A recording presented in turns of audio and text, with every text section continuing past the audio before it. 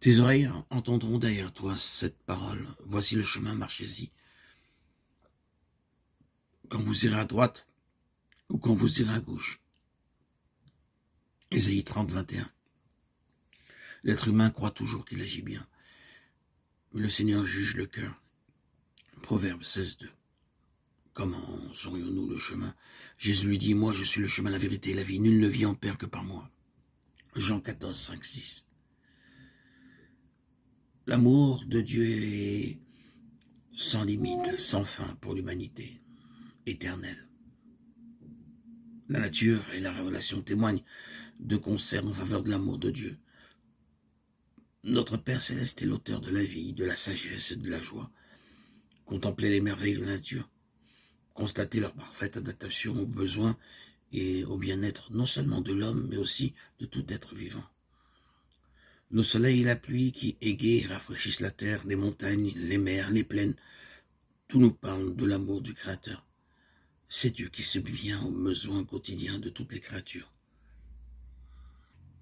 Ces belles paroles du psalmiste rendent hommage à sa touchante sollicitude.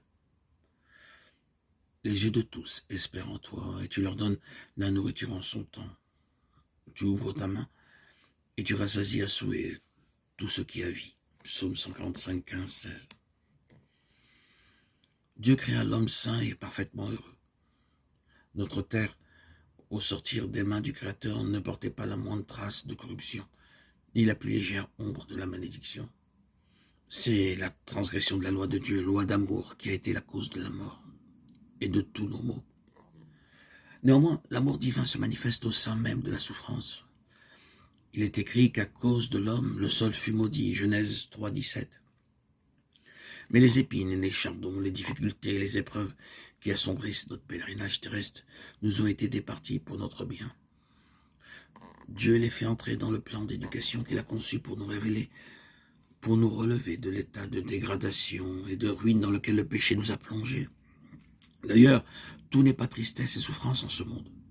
La nature elle-même nous offre des messages d'espérance et de consolation.